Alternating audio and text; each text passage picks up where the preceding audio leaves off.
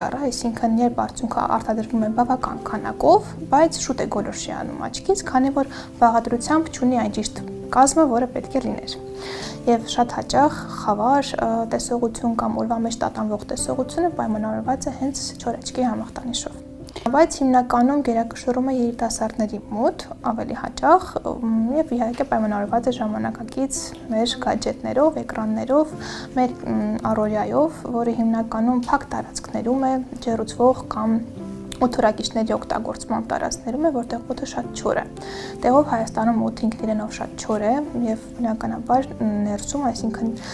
օֆիսային տարածքներում էլ ավելի է չորանում, որը շատ մեծ ազդեցություն ունի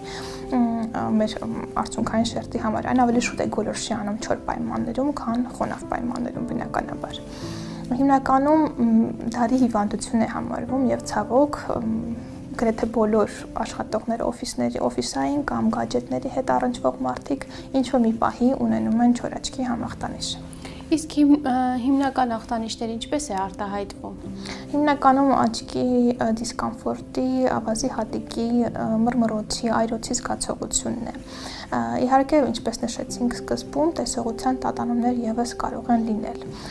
Շատ պացիենտներ նշում են առավոտյան աչքերը չբացելու այդ զգացողության մասին, արթնանում են, մի քանի րոպե չեն կարողանում աչքերը բացել, մի քանի անգամ պետք է թարթեն, որպեսզի սկսեն նորմալ իրենց ամեն ինչով զբաղվել։ Հիմնականում գանգատները դրանք են։ Երբ որ մարդիկ այս դեպքում օգտագործում են աչքերի արհեստական արդյունք կամ խոնավեցնող կաթիլներ, սրանք կարող են ինչ-որ օգտակար հատկություն ունենալ իրենց մեջ։ Դե հենց բուժման հիմնական մեր ուղղությունը դա է, այսինքն փոխարինող դեղորայքի, դրանք դեղորայք չեն համարվում, փոխարինող կաթիլների նշանակումը, բայց կարևոր է, որ իսկապես գնեն խոնավեցնող կաթիլներ, այլ ոչ թե այլ կաթիլներ, որոնք հաճախ պացիենտները կամ դեղատանը վաճառվում է խոնավեցնող կաթիլի անվանման ներքո։ Օրինակ վիզինը նույն ձևով պացիենտները տարիներով կաթեցնում են, մտածելով, որ դա խոնավեցնող, հանգստացնող կաթիլ է, այն չունի այդ ազդեցությունը եւ պարզապես աչքերից կարմրություն է հանում, այդ պահին հանում է գանգատը եւ նորից այդ նույն ցիկլը կրկնվում է։ Ազդեցությունը թողնում է, աչքերը կարմրում են եւ նորից ի վերջո շատ մեծ խնդիրների է հասցնում։ Եթե արհեստական արդյունքը որակյալ է, կոնսերվանտներից զերծ է